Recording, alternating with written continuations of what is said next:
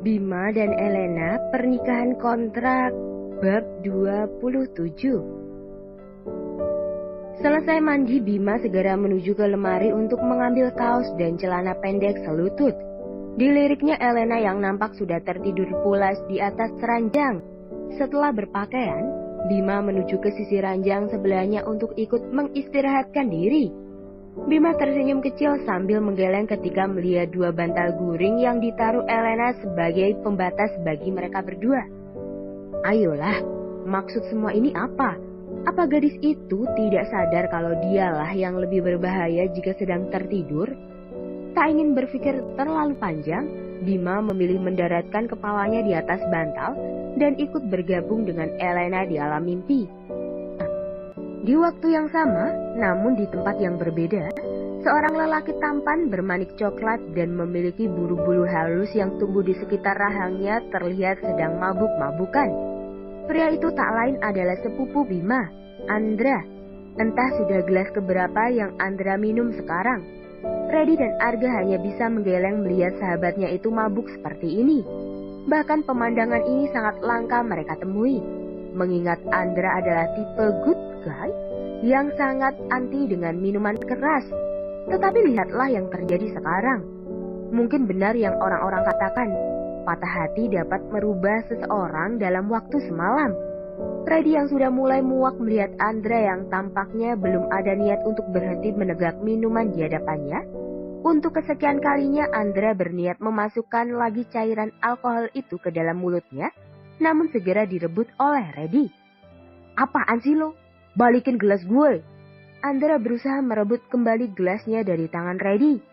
Reddy segera menepis tangan Andra dan meminum cepat minuman itu hingga tandas. Udah cukup minumnya, Andra. Lo itu kenapa sih? Gak biasanya lo kayak gini. Reddy meletakkan gelas kosong itu di atas meja. Bukan urusan lo. Balikin minuman gue. Gak. Jawab gue, lo kenapa? Kali ini nada suara Reddy mulai terdengar membentak. Gue bilang bukan urusan lo. Sekarang kasih gue minum. Balas Andra dengan ikut membentak. Andra sudah terlihat mulai agak linglung. Sepertinya efek alkohol yang diminumnya sudah naik. Gak ada lagi minuman buat lo. Kenapa? Lo takut gue gak sanggup bayar? Tanya Andra dengan sinis. Reddy hanya menggeleng lalu bersandar pada sofa yang didudukinya. Bukan masalah itu, bro. Gue percaya lo sanggup bayar. Bahkan kalaupun lo bilang lo gak sanggup, gue juga bakal tetap kasih lo minum.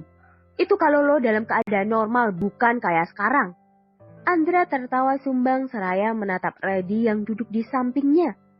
Maksud lo, sekarang gue gak normal? Reddy tak menjawab. Pria keturunan Arab itu hanya diam 1000 bahasa. Ia tak tahu lagi harus berkata apa agar Andra bisa mengerti. Di antara semuanya, Reddy yang paling tahu bahwa berdebat dengan orang mabuk tidak akan membuahkan hasil yang baik. Gue tahu kenapa lo kayak gini. Semuanya karena Bima kan? Kali ini Arga yang menyahut. Iya, betul.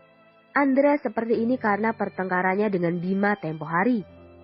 Jangan sebut laki-laki brengsek itu di depan gue. Desis Andra galak.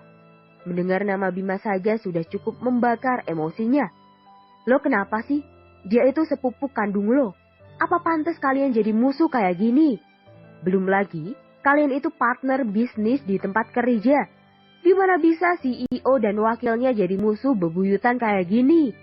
Ujar Arga prihatin. Dia bukan sepupu gue. Mana ada sepupu yang ngerebut cewek yang disukai sepupunya sendiri? Arga dan Reddy saling bersitatap.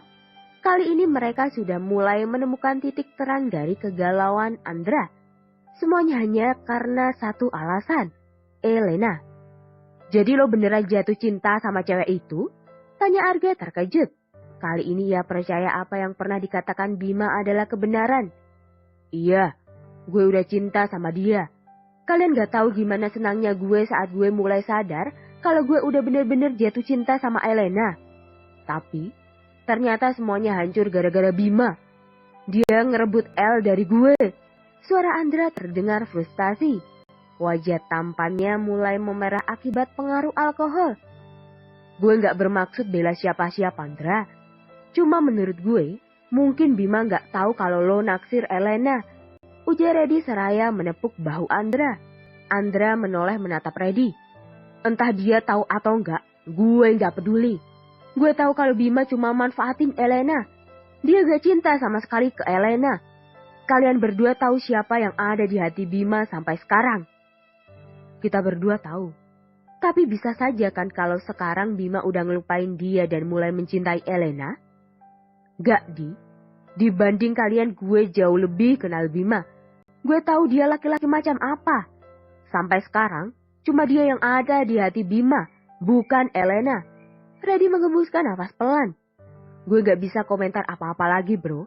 Yang pasti gue cuma bilang sama lo harus bisa ikhlasin Elena buat Bima. Biar bagaimanapun, El udah resmi jadi istri sah Bima. Dia ipar lo sekarang. Iya, Andra. Lo harus bisa move on. Masih banyak cewek yang mau sama lo. Lo tinggal pilih aja mana yang selera lo. Ujar Arga menambahkan. Andra hanya diam dengan tatapan kosong. Semua yang dikatakan Reddy dan Arga tidaklah salah. Semuanya benar. Namun, tetap saja bagi Andra semua itu tidak ada yang berguna. Baginya, Elena adalah segalanya. Ia tak peduli jika Elena sudah bersuami bahkan sekarang berstatus sebagai iparnya. Ia juga tak peduli seberapa banyak wanita yang menginginkannya. Untuk Andra yang benar-benar sudah terperangkap dalam lingkaran cinta, semua ini bukanlah kesalahan. Yang ia bisa lakukan sekarang hanyalah menunggu Bima membuang Elena. Dan sementara menantikan waktu itu tiba, Andra mulai berpikir untuk menerima saran Arga. Mungkin itu waktunya untuk menerima cinta dari semua wanita yang menginginkannya. Bukan karena Andra ingin, tapi wanita-wanita itu ia jadikan pelarian dari sakitnya menunggu Elena terlepas dari Bima. Apa salahnya menjadi bad boy seperti Bima? Pikirnya. Bukankah hadiah yang Bima terima setelah menyakiti banyak perempuan justru anugerah seperti Elena? Jadi, Andra berpikir untuk menempuh jalan yang sama dengan Bima. Berharap hadiah yang diterima nanti juga sama. Ia tak peduli jika nantinya ia hanya akan mendapat sisa dari Bima.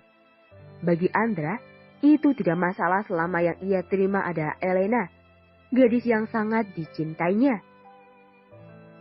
Jam menunjukkan pukul 5:30 pagi. Elena mulai mengerjapkan matanya perlahan. Ia merasa tidurnya seakan nyenyak malam tadi. Mungkin karena pengaruh kasur yang ditidurinya. Kasur orang kaya memang berbeda. Di saat kesadarannya mulai terkumpul kembali, ia merasakan bahwa bantalnya terasa agak lebih keras dari terakhir yang ia rasakan sebelum tidur. Aromanya juga tercium lebih maskulin, khas laki-laki. Namun semakin El hirup, semakin ia menyukai harumnya. Tapi lagi-lagi keanehan terjadi. Kaki dan tangannya terasa memeluk sesuatu yang jauh lebih panjang dari guling yang seharusnya. Dan keanehan selanjutnya adalah terasa hembusan nafas teratur yang terasa di puncak kepalanya. Ditambah lagi, sebuah tangan kokoh yang melingkar sempurna di pinggangnya. Astaga, El baru tersadar. Apa yang sudah dilakukannya? Elena menggigit bibirnya seraya menutup matanya. Bagaimana bisa kebiasaan buruknya ikut sampai sekarang? Alas kepala yang ia kira adalah bantal ternyata lengan Bima. Tangan dan kakinya mendekap erat tubuh pria itu. Bahkan tangan Bima juga ikut memeluk tubuhnya. Jika ada orang yang tiba-tiba masuk, orang itu sudah pasti mengira kalau dia dan Bima adalah sepasang pengantin baru yang romantis. Elena perlahan menepas tangan Bima yang melingkar di pinggangnya. Kemudian, ia mulai berpindah dengan sangat hati-hati agar tidak membangunkan manusia kutub itu. Ia tidak berniat berseteru dengan Bima karena masalah ini. Karena ia tahu betul bahwa ini bukan kesalahan Bima, tetapi dirinya. Elena sudah tahu bahwa semua ini karena kebiasaan buruknya yang memang susah diam jika sedang tertidur. Akan sangat memalukan jika Bima tahu itu. Ketika sudah terbebas sepenuhnya dari dekapan Bima, Elena menghembuskan nafas lega. Ia kemudian segera menuju kamar mandi untuk bersiap. Bima membalik posisi tidurnya setelah Elena masuk ke dalam kamar mandi. Masih dengan mata tertutup, sebuah senyum tersungging di wajah pria itu. Ia tahu apa yang baru saja terjadi, dan ia membiarkan hal itu untuk menjadi rahasia untuk Elena dan dia. Terima kasih telah mendengarkan.